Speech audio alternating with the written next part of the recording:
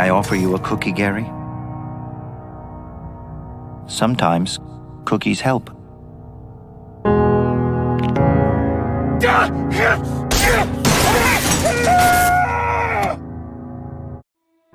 I think we've all had those things, right? Those things we love, yet no one else seems to care about or like. If you were to ask me what I consider the most underrated TV show of recent years is, I'd have to say Final Space. Now, don't let the cartoony exterior fool you. The show is full of heart and great story. Before I can talk about the show, I need to talk about one person. Thomas Olin Rogers was born on June 11th of 1987 in Tennessee. Many people may know him as a comedian on YouTube. On May 4th of 2010, Olin posted a cartoon on his channel called Gary Space. It was a small animated series that was supposed to get 10 episodes, but only got 3. Animation's not that impressive, but I do recommend checking it out. See some of the starting points for Final Space. Then, 6 years later, he made a pilot for a cartoon called Final Space. And I don't think even Olin could have expected what came next, because a year or so later, he was contacted by TBS and asked to make Final Space into a full-fledged TV show. And thus it began. Now, you may be wondering, Spoder, what does this have to do with the show? The point of this segment was to show the man who made the series. Olin wasn't born with superpowers, nor is he a guy given a small loan of $1 million. He's just a guy with a passion. Final Space is a show filled with passion and creative ideas. I feel like we need more people like that. People who make stuff not for the money or the fame, but wanting to tell a story. A story with great characters and plot. Let's start off explaining the plot, shall we? Alright, so the basic plot is, a prisoner named Gary Goodspeed, a brash and reckless guy, finds a strange alien whom he names Mooncake, which starts his journey of discovering Final Space in a battle against an ancient evil. Gary is an amazing protagonist. He's comedic, but knows when to be serious when time comes. He has a caring heart and doesn't give up on his friends, no matter what, even making sacrifices for them. Gary! What are you doing? You don't just need your dad, buddy. He needs you. A lot of people think he's annoying, which I can understand. The character's definitely got some problems.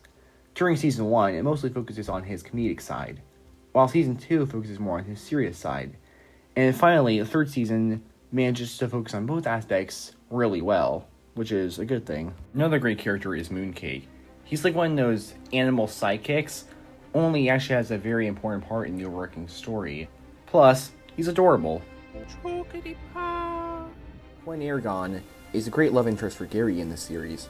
She's a great leader and very courageous. She and Gary work off each other really well, and it's nice seeing their relationship grow. How does it feel?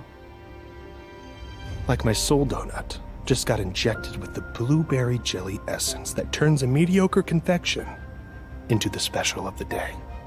My soul donut feels the same. Avocado is probably the most fascinating character to me. His entire backstory and character arc with his son is very engaging to watch. A tragic one, too. No, man. Don't forgive me. I don't deserve it. Then prove to me that you're worth it. He was great too. However, I mostly prefer his first season version rather than the others. But those versions are so good too. Get off my cheeks, Hugh! Get off my cheeks, Gary. Now all these characters are great, but which one is my favorite? Besides Mooncake, that is. You look like crap. Shut up! You always look like crap. But right now, like, you look like if crap built a house on crap. Shut up, shut up, shut up! Now, Little Kato may not have started off as a sensational character when the show first started, but he's soon become a staple in the show. He may be only 14, but he's the coolest 14-year-old Ventrexian you'll ever see. He's kind, fun, and pretty badass. Also, it's just depressing seeing how much crap this kid's gone through despite being so young. Like, my god, get this kid some therapy, please. The rest of the team squad is amazing too. We got other great characters such as Fox, Ash, and yes, even Kevin. Hooray! The villains are great too. Invicta is probably one of the most threatening antagonists in any cartoon. I mean, it's literally Space Satan. How much more terrifying can you get? Cheryl was a great villain too, and had a great personal rivalry with Gary.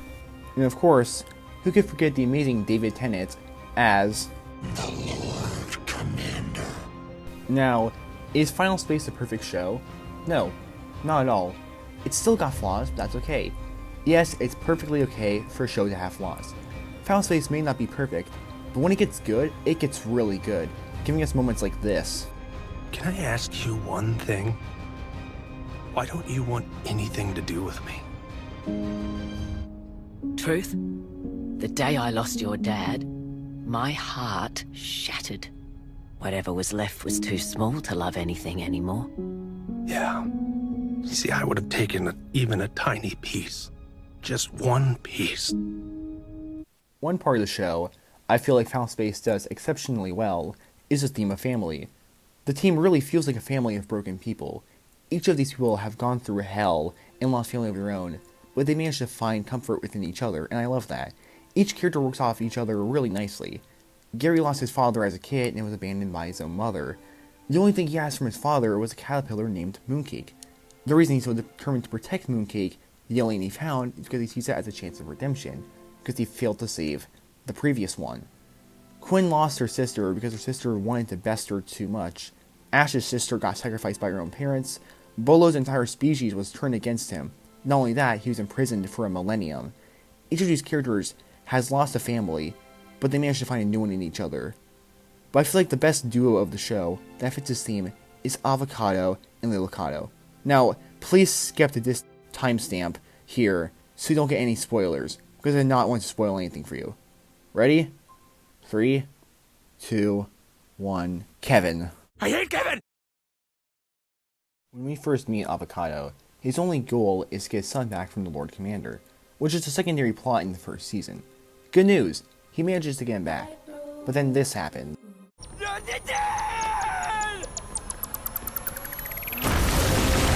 This leads to Gary and Lilicado's amazing relationship that they have in the show. They later bring it back in season 2, but even that doesn't go well.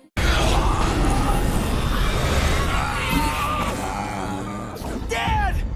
But finally, at the third season, he's back to normal, and two of them were a family again. So everything's good, right? No. That couldn't be farther from the truth. Did you really do it? Did you kill my parents? From your mouth, tell your son what you did. I'm sorry. I'm so sorry. Did you do it? Yes. Dear God, is that dark. Could you imagine being raised by the person who killed your parents? Not only that, you loved that person with all your heart and even called him Dad. Why did you do it? I'm a killer. It's what I do best. Why did you kill me? Because when I found you in that wreckage, in that instant you gave me purpose. I may have killed your parents, but you saved my life. Being your father is the only thing I ever want to be. The point of this segment is to show just how broken these families can get. These people are broken, but they manage to find love in themselves and others. Avocado never wanted to kill the Queen of Ventrexia, but he did, and he has to live with that. Taking Lilicado in wasn't a cruel thing, it was love. He did it not out of spite, but out of love for his son. Final Space is a show about the characters. The moments that hit hard don't hit hard because they're sad. They hit hard because we care about the people in those scenes. The show even manages to make us care about characters we didn't care about before. But most importantly, Final Space is a show about passion, about a dream. The show's not part of some extended universe, it's not part of a long-running franchise, nor is it really huge. It's just a story that the creator wanted to tell. Final Space is probably the most impactful show in my life. It may not be my favorite, but that's okay. The show actually inspired me to make my own animated series, Past Our World, which I hope to make into a reality one day. I feel like that's one of the most important things for any story. Inspiration. We need more things like this to inspire a new generation of believers and creators. My one goal for becoming a filmmaker in the future is to inspire. If I can inspire just one person, I'll consider my work achieved. I'll do greats like Final Space did for me. Thank you, Final Space.